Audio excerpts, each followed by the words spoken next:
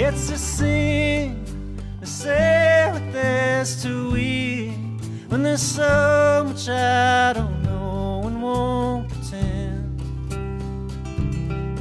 Every turn, every change that occurs, there's a string to pull with promise at the end.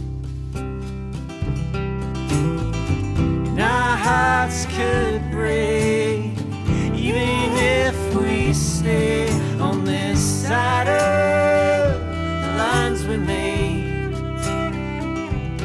We operate in these silos, and if we can, even for a moment, step outside of the role that we play to recognize that we're so much more than what we've been identified as, our title, our socioeconomic status, the color of our skin. While all of that matters, we're so much more than that.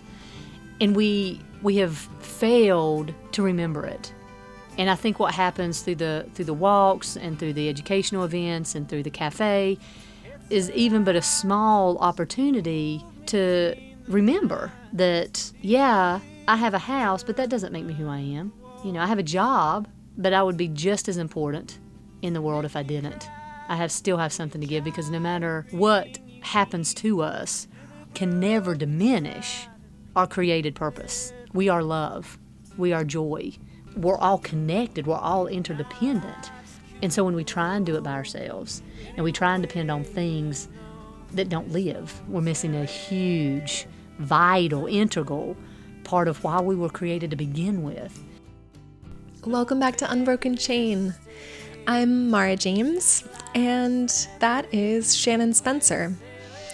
Shannon founded the Asheville Poverty Initiative in Asheville, North Carolina, where I spent some time earlier last month. And I found out about her work through a cafe in downtown West Asheville called 12 Baskets. Our friend Ryan Gustafson, who's a musician, that was him crooning to us at the beginning of the episode. He performs under the name The Dead Tongues. He took us to 12 Baskets for lunch. I'm an artist and a traveler, and I'm always seeking community and ways to plug in with people everywhere I land. And I'm also looking at ways to engage with people outside of capitalism and consumerism. So when Ryan said, hey, you guys, there's this amazing place that I want to take you to where they serve free lunch 5 days a week to anyone who walks through the door, I was pretty curious about what was going on there. And when we went, we had such a beautiful experience. I had lunch there twice. You're welcomed in, you sit at round tables, someone comes and takes your order and then serves you fresh, hot food that's donated from local restaurants in the area. I had 2 really great conversations with other people at the table. One was a traveler who was passing through Asheville, and she had some great tips for us about camping in California, which is one of those places that has been really clamping down with their ordinances and making it pretty difficult for people that have non-traditional living situations to camp either in tents or in cars overnight. And she shared some resources that had helped her. The main one was freecampsite.net. And we just traded some tips about the vagabond life. And the second time I sat next to this older woman named Gigi. She was a vision of lavender and pink. She had bright white hair. And for about 45 minutes, she just whispered this flow of wisdom to me and then disappeared out into the day, into Asheville. I was so grateful for a space to talk to people like that I wouldn't necessarily have a setting to sit down and talk with in that way. And that's really the premise I learned of 12 Baskets. Yes, it is to feed people, but it's also to bring people together who wouldn't necessarily, because of socioeconomic divides primarily, have an opportunity to really enjoy one another's company. So I, of course, wanted to know who was responsible for this incredible community and how it was all possible. So Shannon started this project about 3 years ago out of the back of her car, and it's now become a really vibrant community that's supported by a lot of people who really care. There was a guy who was helping set up who told me that several years ago he'd been a volunteer firefighter, and the things that he'd seen in that line of work had given him pretty serious PTSD, and he ended up being a really serious drug user because of that. He was shooting heroin several times a morning before he would even get out of bed. But he'd been sober for a year by the time I talked to him last month and was putting his life back together. And he was such a light, buzzing around the cafe. He made me feel right at home, took the time to hear my story, made me comfortable. And there were so many people like that. There was also a bit of a scuffle between two people who had come in to eat. And it was so powerful to see how Shannon, who's a very small person physically, handled it. Everybody stepped up with grace to very quickly de-escalate it, and there was no fear or anger in the way that it was handled. It was just the vibe was clearly like, that doesn't go down here. And the way that everyone protected and held the space just made so much sense. And I was grateful to see that side of it too, because we're dealing with real people here who are living all kinds of different lives and dealing with different stressors. And so Shannon is incredible. The way that she talks about community and what it really means to take care of our brothers and sisters, to really see each other and not make excuses for why anyone should be discounted from that, is just so potent. Her life is so deeply rooted in compassion, and I just feel like I can't learn enough from people like her who are living what they believe every day. I think she's totally honest about what a learning experience it has been for her. And I find that deeply reassuring, because it means that nobody is excluded from doing this kind of work, that it is available to all of us, and that it is essential to us transforming the world that we live in.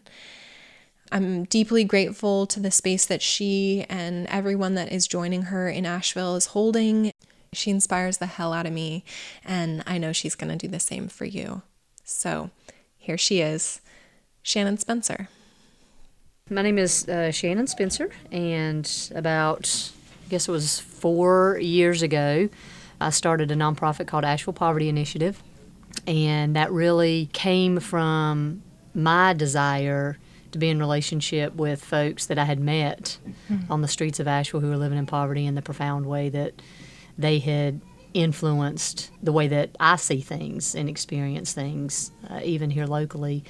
And I'm a minister and have served several churches.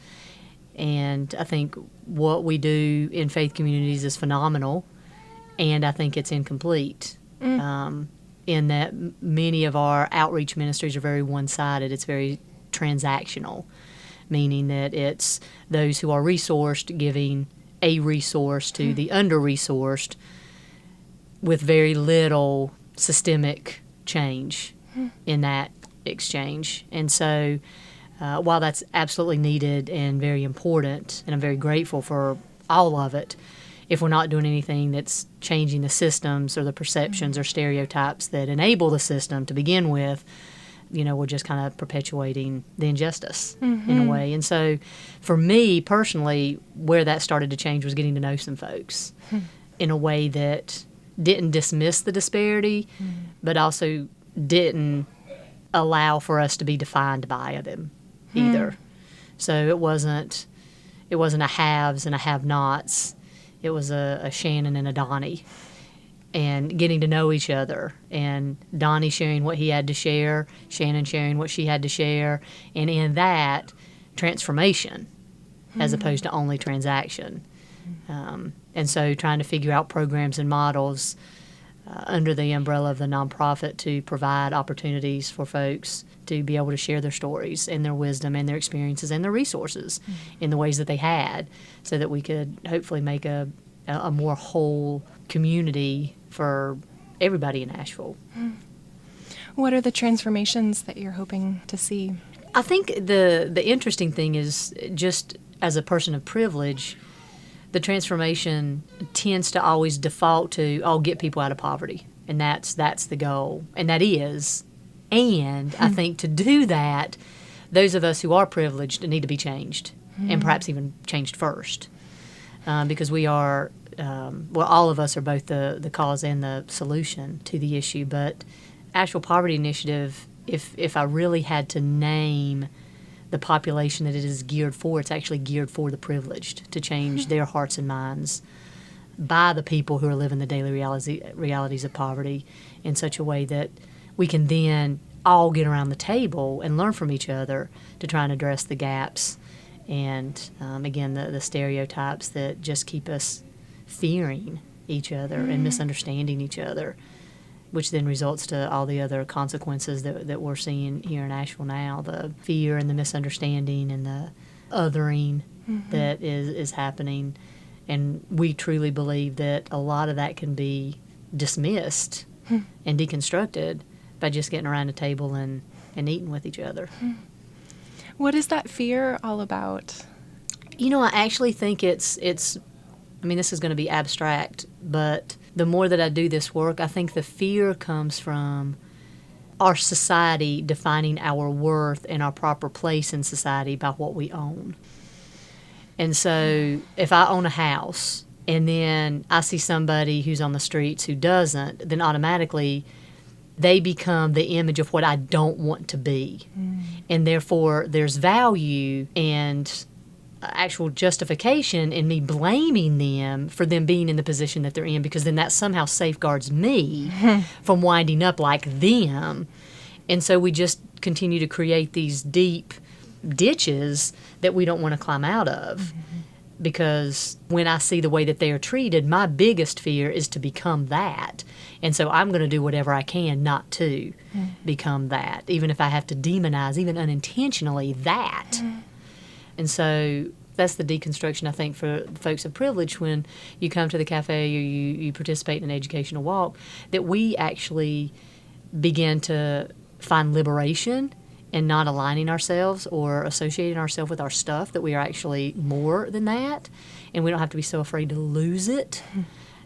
And that's a gift, a huge gift, that people in poverty have to teach those of us who spend our daily lives accumulating, because that's what moves us up the ladder in society. And so it's really that. And then, of course, I can't speak for those in poverty, but from what I have learned from them, the fear that they experience is they know what those stereotypes are.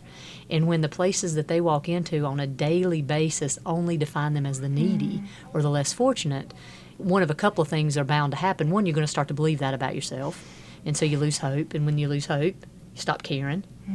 And then we know where that road leads. Or you're going to get defensive, and you're going to build a wall, and you're going to say, well, you're not going to hurt me, and if that means I've got to hurt you before you hurt me, it's survival, it's trauma. And so we kind of see that taking on flesh really here in West Asheville. And so what are the ways that we can learn from each other to reduce that fear, that ultimately we all just want to be seen, we all want to belong. And I think that authenticity, we've lost so many of those alternative social places where we can come and be authentic.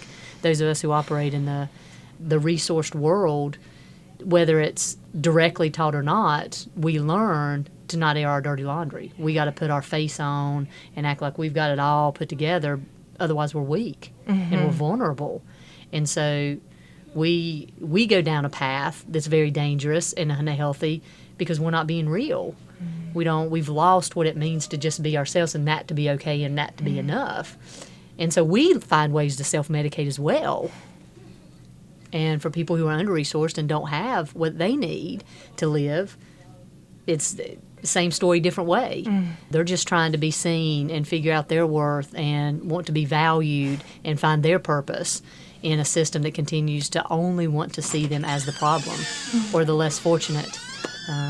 And so we need to break down those lanes in which we're all trapped, but we got to name them first. Wow, thank you. Yes, yes. So what's happening here at 12 Baskets? So the cafe really came about from learning how much food was actually getting thrown away. We by far are not the first to rescue already prepared food. We are not the first to create a community cafe. we've not been able to find anybody who's paired the two together, but we truly believe it's a model that can be taken anywhere. There's so much food waste in our country, in fact in the world, but in our country in particular, that there's one study out of Johns Hopkins that actually said that 84% of the entire United States population, not just those people in poverty, but 84% of the entire population could eat only off of what we throw away. So, while we're struggling and creating policy and using resources around food stamps and around SNAP and those kind of things, and what's the criteria that people are worth being able to access it, if we just stop throwing away what's already existing, we could then redirect those resources to affordable housing or transportation or mental health or affordable health care that need those resources. But we're actually trying to recreate the wheel while we're wasting the resources we're trying to recreate. So it was, well, if we're going to try and foster a space where folks from all walks of life can come in and get to know each other, one, that's a very privileged place to think, oh, well, if people are trying to find food and housing and get from one place to another, to just think, oh, well, you can take an hour out of your time to come onto this space and have a conversation with me. That's quite entitled to think that that's going to be a priority for folks who are just trying to make ends meet. And so it was how do we provide a resource that would be attractive while that not being the main event, while also not taking away from other organizations who are doing the good work and duplicating resources, because I think that's also a problem. So we didn't want to start another meal where we needed food prep and we needed to buy food, and because that's already happening. So why not take a resource that's getting wasted and use it to be the hook that brings people in the door for the relationships then to be built around that. As a minister, I really see this as communion. It's a playing out of my faith and a sacrament that I have, where I believe that Jesus really teaches us to take what we've been given, give thanks, break it apart, and share it. And it's a living out of that for me. But that's people from all walks, from all faiths, from all traditions come in and get to use the language and the tradition that they find to make it meaningful, and we learn. We learn together what that's like to accompany one another. That's why we use language of accompaniment as opposed to volunteer, because we want anybody who walks through that door to feel like that they have something to give and they get to sit down and receive. Both of those things are important. So we don't have just people who come in and eat and just people who come in and volunteer. We come in and companion together, just trying to find language to articulate what it is we're trying to do. Every day something different. But to be completely honest, we don't know exactly what we're doing. We're just trying to show up and be present and let what happens happen. And it's both a beautiful and broken thing that we get to be a part of every day. Wow.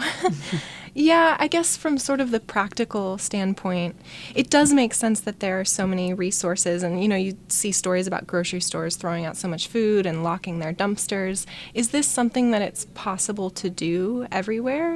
Absolutely. The way that we do it, we operate under the umbrella of the Bill Emerson Good Samaritan Food Act. It's a federal policy that was passed in 1996 under the Clinton administration. And under that policy, it states that any agency donating food in good faith cannot be held liable.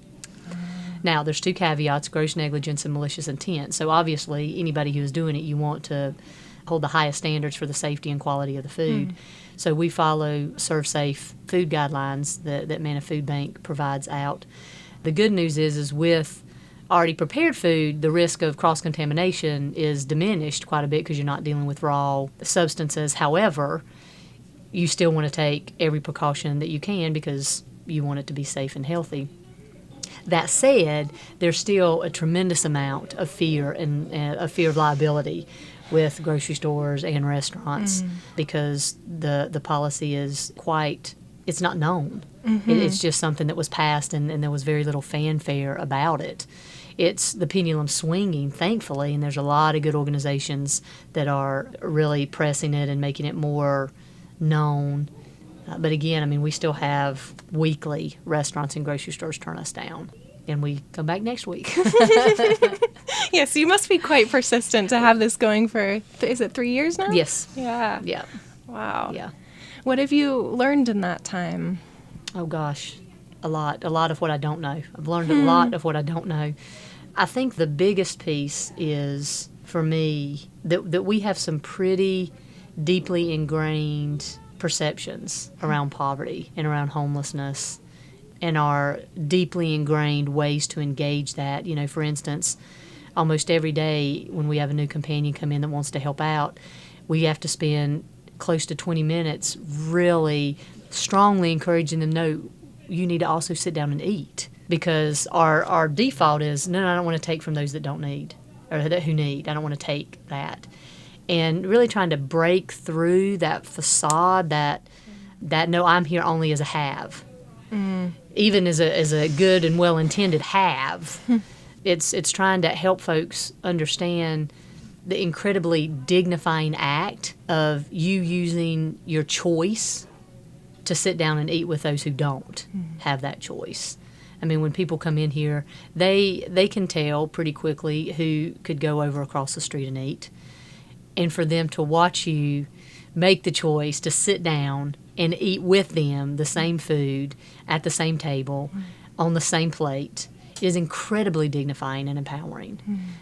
It lifts them up while also humbling us to the recognition of we really do all come from the same source, and we ultimately all are longing for the same love.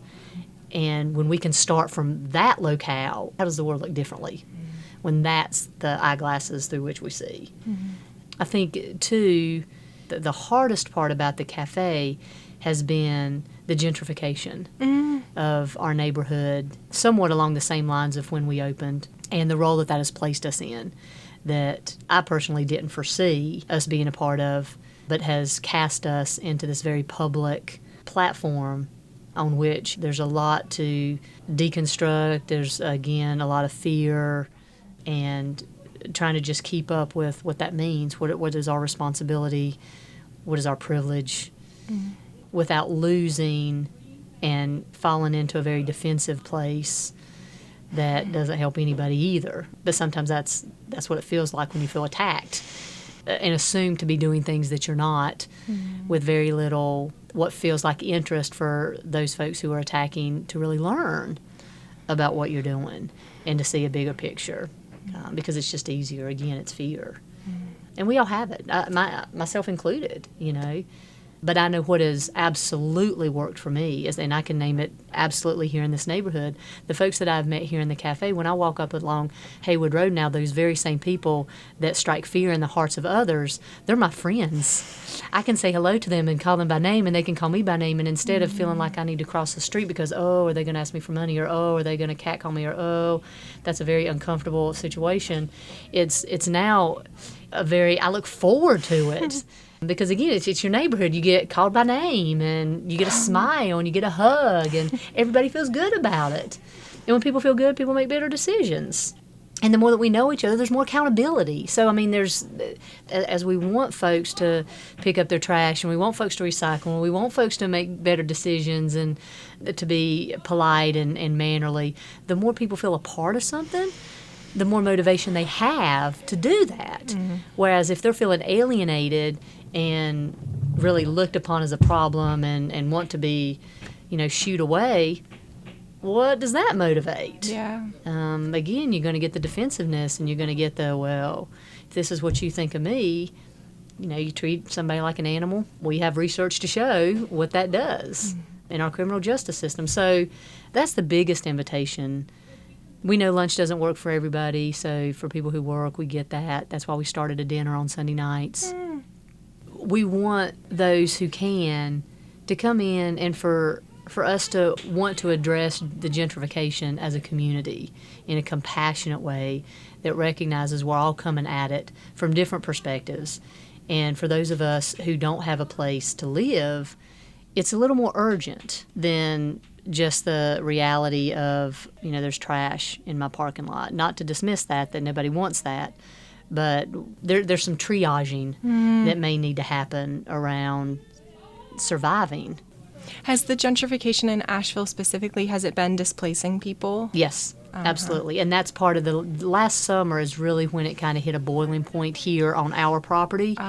And we learned after the fact that a large percentage of our being overwhelmed by more and more folks who were without housing came from the removal of several long-term tent camps in the River Arts District for the construction that was happening there, as well as the removal of some tent camps that were happening in Carrier Park right down the road from us. And so in addition, with more and more folks coming to Asheville because it's a destination city, people want to come, and we always get travelers with warmer weather. That's always been the case. But last summer, it just hit a peak. And here in West Asheville, we really are, not just 12 Baskets, but this building in general, 610, was seen as the only safe space that people had in West Asheville. And so while we are set up to kind of host 40, 45-ish people at a time, it was over 100. And it overflowed, and there was tension. And, of course, when you're asking people to self-regulate and they're not in a healthy enough position to self-regulate and you don't have the resources to provide that regulation, it escalates. And so that's what happened. And there was a good bit of backlash from the neighborhood around that, and rightly so. You know, you don't want that kind of behavior. But without understanding why it was happening and what we could do about it and what are the ways we can address it, it just very much became a blame game. And this is happening because these organizations are here, and therefore these organizations need to leave. Wow. And that's kind of been for us over the past 10 months, it's been a kind of digging out from that, trying to explain who and what we are, because we've been here again for 3 years without that face. So it simplifies it just to say that we are the problem and we are the ones bringing those people, which is the language that unfortunately is being used to West Asheville, which we know is by far not the case. And at the same time, we've got a lot of folks who have come and supported us and said, no, we really believe that folks having a space has been a really positive thing. We need more. We need more safe spaces and more resources. And we don't have the infrastructure. We're providing a lot of the things that it's gentrification, right? You're providing all of the things that attract people, but you're not providing the infrastructure to hold all the people. So we've got a lot of folks who recognize that as well. What we're really trying to situate ourselves to be a part of the conversation as this is an opportunity for us to, again, provide a space where folks who otherwise don't have a platform can come and share what their experience is of this. Because for many of the people that we see here on a daily basis, they've lived in West Asheville their whole lives. They grew up here. And to see the housing costs, the places they were able to find, dig in for months at a time, are no longer here because now it's a bar or now it's a restaurant. People who've lived here 40 and 50 years are being displaced because of just the building up of Asheville. Where do people like that go? What happens? That's a great question, which is why we're seeing a whole lot more visibility of those folks on Haywood Road, because you know, they used to be able to be in the River Arts District because there were some abandoned buildings and some fields and, you know, for the most part left alone as long as they were behaving. And because of the significant growth, there are few and far places for that to be the case. And we have more folks moving in to Asheville because it is known as a socially aware, very kind alternative space. And I couldn't even begin to tell you how many artists that we have come in this space and are here because they're trying to get their career going, and Asheville's a place to come to do that. But we all know how long it takes, and you have to have so much money to rent a studio, and then you have to have, you know, so people come here and then get stuck. We're flooded. Yeah. I saw that a big part of, it seems like, the Poverty Initiative's programming is to take people on, do you call them? Poverty scholars. Yeah. What does that look like? So we actually work with people who are living the daily realities of poverty and provide opportunities for them to share their experience, their stories, what life is like. We currently have 11 scholars.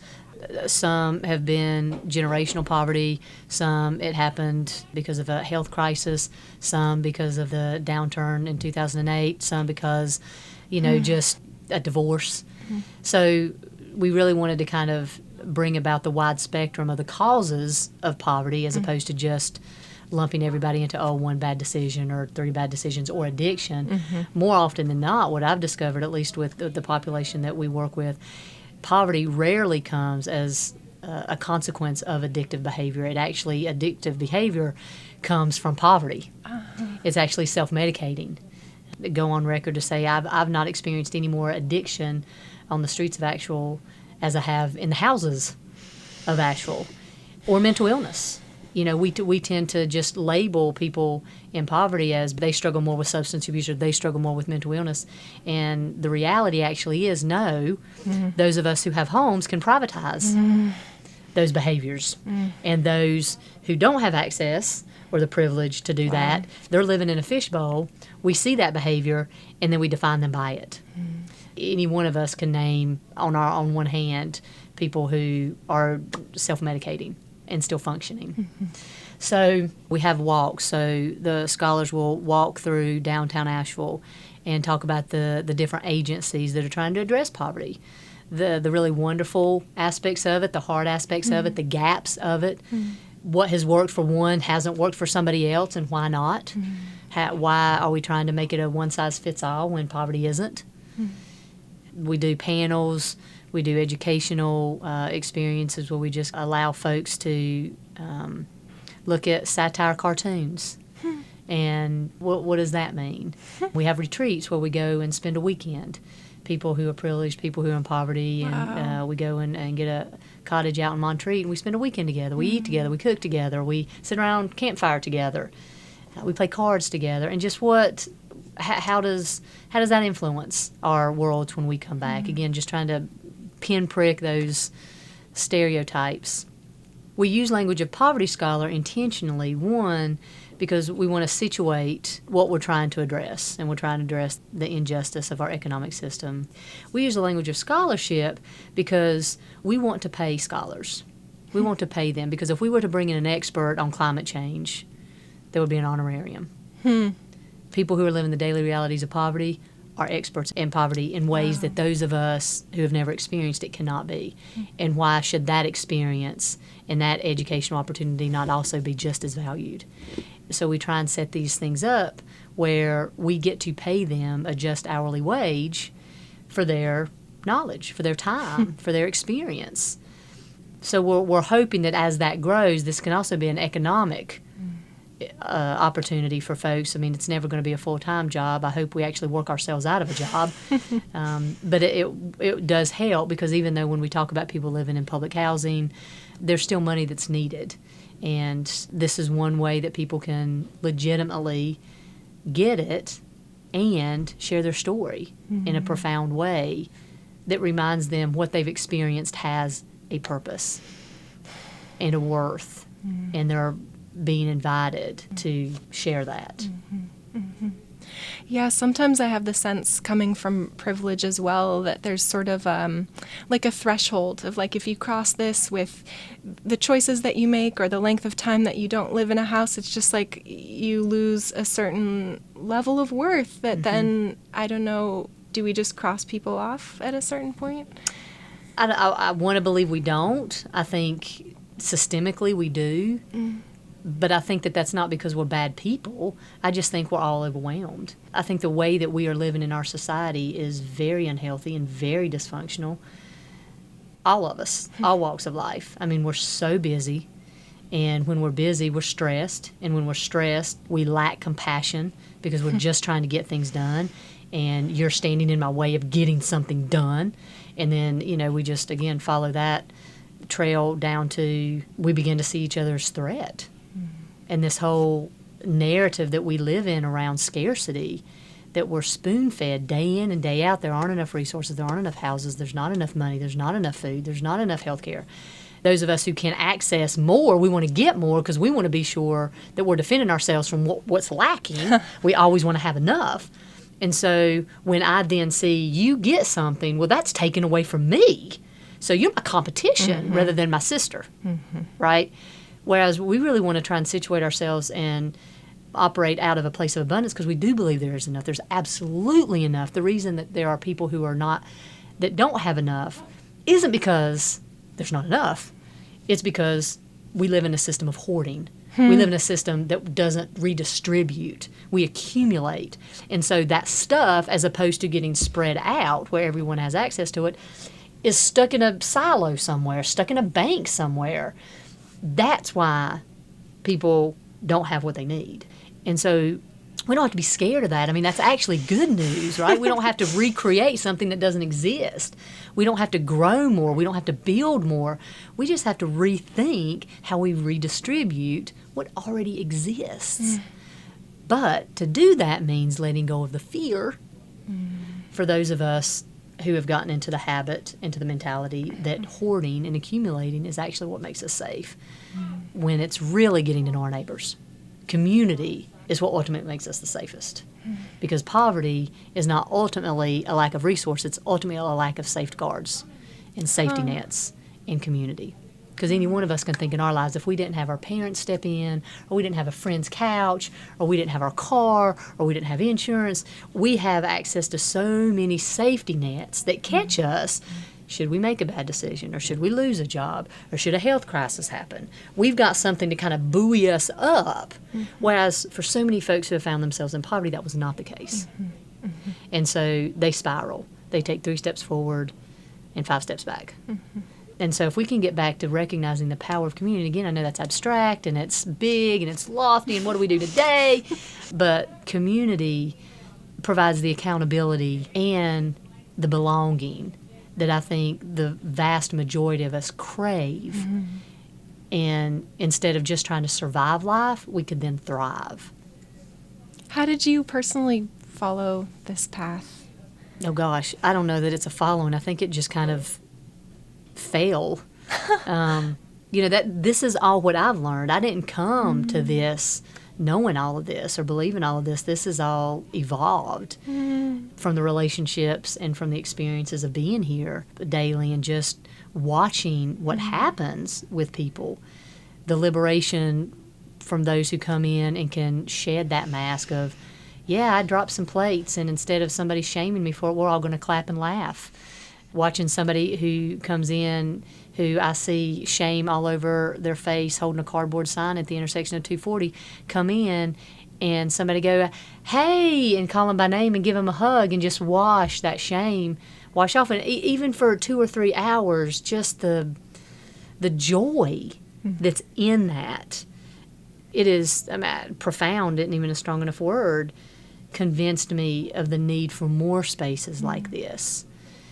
It's harder to dismiss somebody you know. For instance, we intentionally invite the APD to come in and eat. And we've gotten a lot of pushback from that because, especially here in Asheville, there are some deep, deep lines of hurt and harm and abuse between primarily folks in poverty and especially folks of color and APD. But again, we want to situate ourselves in the way to break that down and to bring about healing is not to ignore that there's racism or abuse of power. Absolutely not. Not to ignore that there's criminal behavior. We don't want to dismiss that at all. But it's much harder to stay in those positions when you know somebody. So, for instance, let's say we have Officer Smith and Jerry over here. If Officer Smith and Jerry sat down and had lunch together and at least got to know a little bit about each other, then when Officer Smith sees Jerry out on the streets, he has a context. It's not just Jerry's doing something, that's a problem. That I don't even know who that is, but that's a problem, that's a crime, I'm going at it. And if Jerry sees somebody in uniform coming and he's had a really horrible experience with that, of course he's going to defend himself. But now he knows that's Officer Smith. We sat down and had lunch together. I don't have to be scared. It actually broadens the encounter from that 1 5-second moment that can be identified again as a transaction or it's over a thing as opposed to 2 people. And it just makes the whole situation calmer, it de-escalates, and perhaps it can be settled in a way that you don't have to get the courts involved. It can just be, hey, Jerry, you can't fly a sign here. Put it down and go ahead and get going. As opposed to giving Jerry a ticket that Jerry's not going to be able to pay, and then he's going to get a failure to appear, and then it snowballs, and that's not good for anybody. The city, the community, for Jerry, for Officer Smith, when we can watch that happen, and it has happened in here, you begin to think, yes. And that's not necessarily something that we can take credit for. That's just time and space and people's willingness to come in and be changed by what they hear and what they see in a way that will inform them when they leave the space for the better. Yeah. And I imagine the more that those relationships deepen, it's not just breaking down the fear, but we actually become responsible for each other. Absolutely. Yeah, our brother's keeper, our sister's keeper, in a way that, we operate in these silos, and if we can, even for a moment, step outside of the role that we play to recognize that we're so much more than what we've been identified as, our title, our socioeconomic status, the color of our skin. While all of that matters, we're so much more than that. And we have failed to remember it on so many levels, in so many encounters. And I think what happens through the walks and through the educational events and through the cafe is even but a small opportunity to remember that, yeah, I have a house, but that doesn't make me who I am. I have a job, but I would be just as important in the world if I didn't. I still have something to give, because no matter, and this actually comes from my faith, I truly believe this, that no matter what happens to us or what we do to ourselves can never diminish our created purpose. We are love. We are joy. We are all from, whether we use language of universe or earth, we're all connected. We're all interdependent.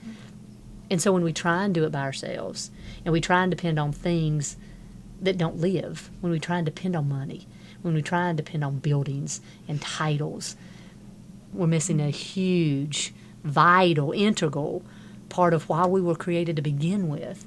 And that was to be in relationship with each other. That's where our joy is. That's where we thrive and feel most alive. But we're creating and living in systems that are actually removing us from that. Well, I'm really grateful for what you're talking about, because I think, in this time, specifically in 2019 in America, we're all feeling the fallout from how we've been living, but it can feel very overwhelming to understand how to take apart the systems. Right. But it sounds like what you're saying is it really starts with.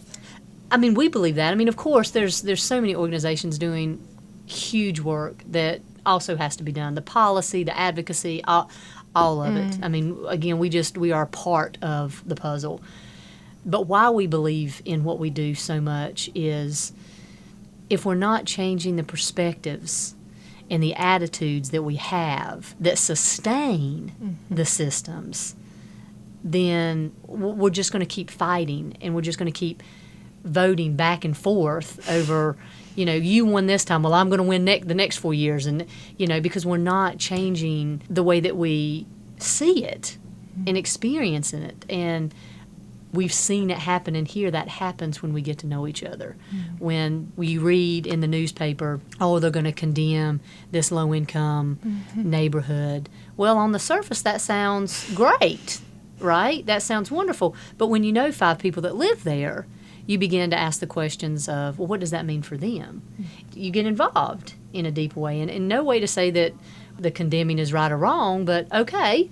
So now as a community, how do we hold this until we have an appropriate alternative, as opposed to just letting people fall through the cracks, which unfortunately systems do. Again, not bad people, bad systems. But bad attitudes are what inform the bad systems. And we want to address the bad attitudes, or the incorrect attitudes, I guess is more the myths that enable them. And that's the intentionality with which we do the cafe, the round tables, the serving, you're both going to be served and serve, the choice. It's not just something on a plate, the using beautiful handmade pottery as what we eat off of. All of that is because we all deserve it, and there is enough. At the end of the day, there is enough. And to be able to be a part of that redistribution, that's a privilege. That's a privilege. Wow, thank you for what you're doing. Oh, well, and I mean, you're interviewing me, but you've seen it. Everybody that comes in here makes this place what it is. I get to be a part of it, but it is so much bigger, so much brighter, so much more fun than anything that I could lay claim to by any stretch. I mean, the flowers on the table comes from a woman in the neighborhood who comes, she and her family comes and eats, and that's her way of contributing. Wow. She comes with the big milk box of flowers and does our centerpieces, and we have people who come in and help clean. We have people who come in and pick up around the garden. I mean, everybody wants to give back. Everybody, I firmly believe that. Now, those who don't, I don't believe it's because they don't want to. I believe it's because they've forgotten that they can, or that they have something to give back, that's so buried in them. And we're just going to keep being here and peeling off those labels until they remember. And offering people a place to have some ownership. Absolutely. Yeah. Absolutely. Do you have a vision for either this project or for Asheville? I mean, my 3 to 5 year, that probably is going to be a 5 to 10 year plan. What I would love to see the cafe grow to is somewhat of a social enterprise and an economic opportunity as well. There is enough food and there's enough space that if we could actually grow and offer lunch and dinner and hire people to work so that resource people could come in and pay tips, and we could have a internship, like a 6-month internship stipend program where people could come in, and then we could filter people into the restaurants that donate the food as employment. Because what we hear for a lot of folks, one of the reasons that they can't get jobs is because they don't have a reference or they don't have any experience, sustainable experience. And so if that's something that we could provide using food that's already getting thrown away, well, why wouldn't we?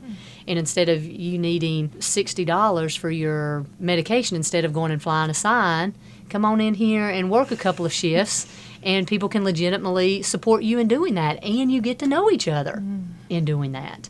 That's what I would love to see this grow into, the place where folks from all walks of life can come in, but also people can come in and actually find a way to a stepping stone into sustainable employment, which we know is a big way to get out of poverty to begin with.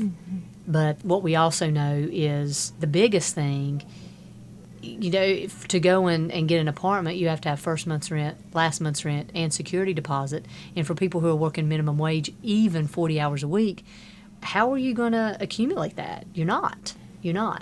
So this may be a way that we could help that happen out of that 6 months. And so who knows? I mean, that may or may not happen. It may need to be what it is, and that's okay too.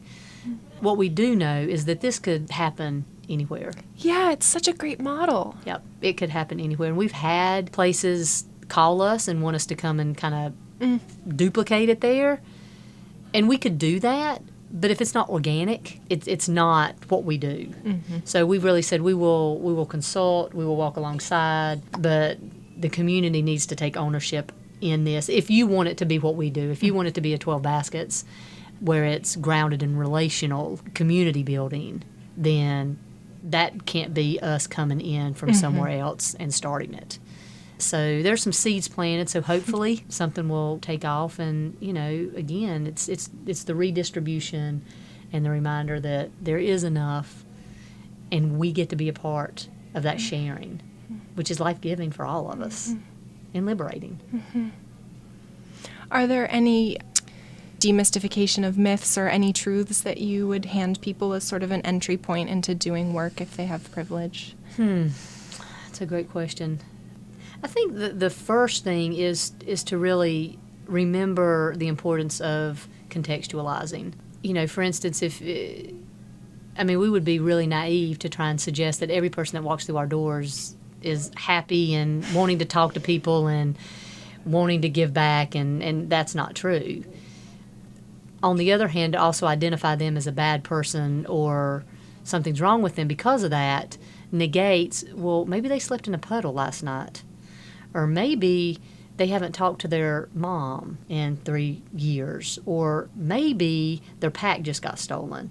And to not personalize things so much, especially initially until we get to know what each other goes through, And I would say that for people who are coming here and who are in poverty, not to align or assume that all of us who have houses could care less and look down on them. It's breaking that apart. But if you have an encounter with somebody who isn't particularly kind, that doesn't mean that they're not a kind person.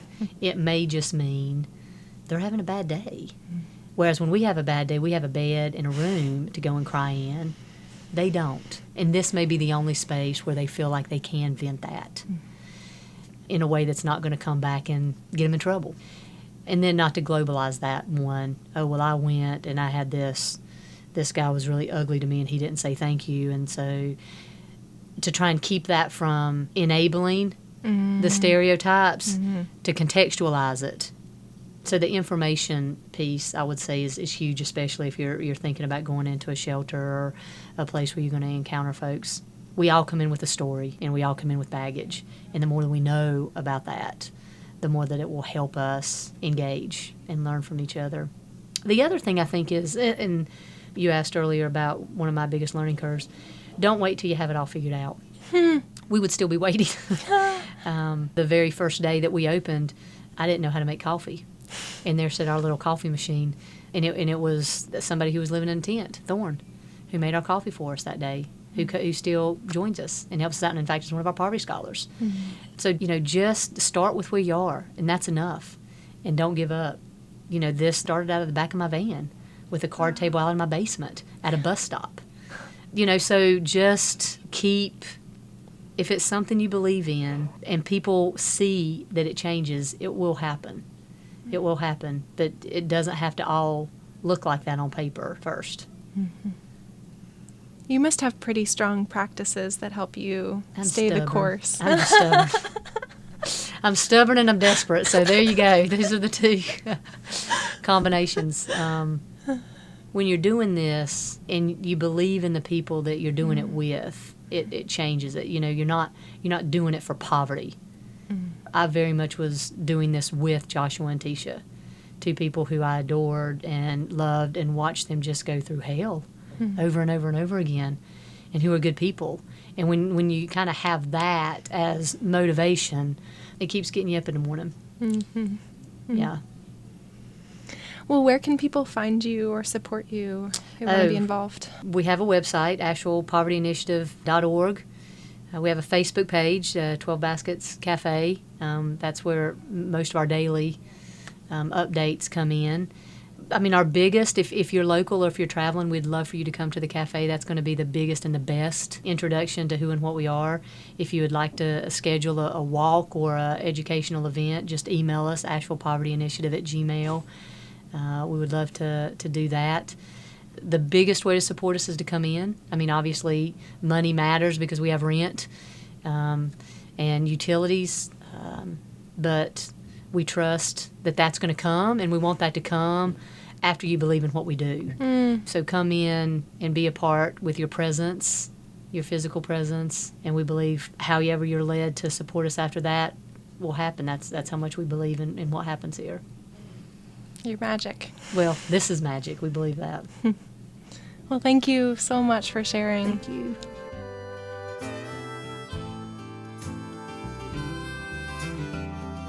I'm so grateful to Shannon for taking us on a deep dive. I've been thinking a lot about her language of transforming rather than transacting, and making that a bit of a mantra this week. Feeding people is one really concrete way to take care of people, to take care of our brothers and sisters. Giving people money that ask for it is another way. And certainly, if you have resources to share, I think that's a really good, concrete place to start. And also, if you don't have resources to share, or if this is a new practice with you, I've really been pushing myself just to take time with people. The other day, somebody came up and asked me for food, and I had a little bit in my bag that I was able to give them. But I also clocked in myself kind of this impatience. Here, have the food, and now we'll get on our way. And really tried to push myself to slow down and take a moment to actually ask how this guy was doing, to ask how his day was. and just to acknowledge that there might not be too many spaces or too many people that had the bandwidth that were willing to do it. And I could at that moment because, I'm not in the matrix of a crushing 9-to-5 job right now, and I don't have children, in the back seat that need me to take care of them. So it really became clear in that moment, like, this is my job, to be with people, and 5 or 10 minutes is really not very much in the scheme of my day, but in the scheme of what it did for my soul to connect with another human being that I will most likely not see again in this form, in this lifetime, was huge. And that's a journey that I've been on for much of my life. I used to go out of my way to avoid interacting with people, cashiers, cab drivers. Transactional is the name of the game, like the bare minimum. And a lot of that is because I'm a pretty shy person. I'm pretty quiet. I'd rather listen than talk most of the time. Small talk makes me really anxious, which can make some people uncomfortable because I'd rather be quiet than fill the silence with chit chat.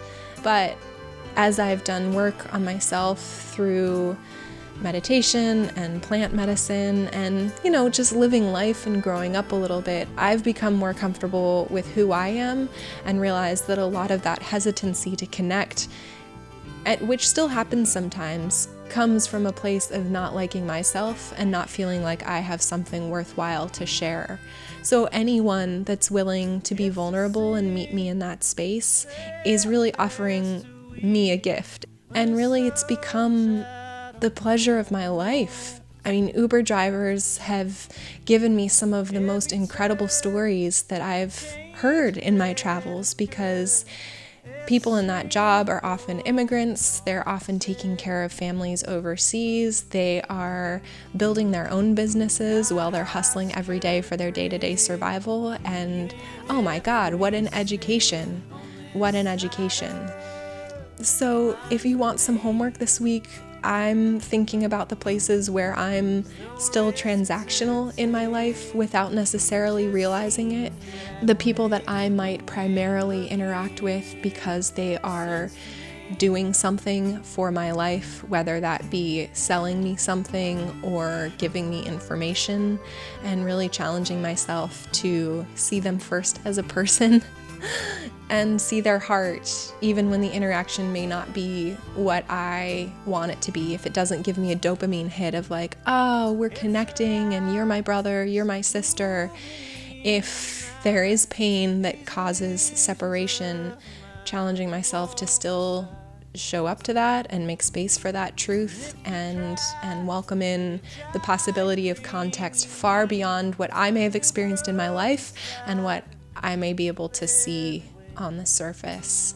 So I love you all. I feel the work that you're doing out there and that you're showing up to, and I really deeply believe that it is transforming our world.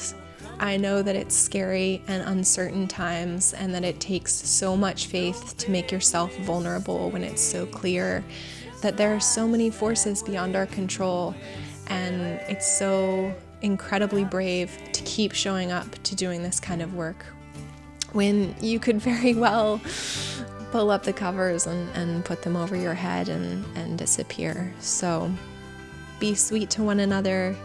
Thank you, and we'll hang again next week.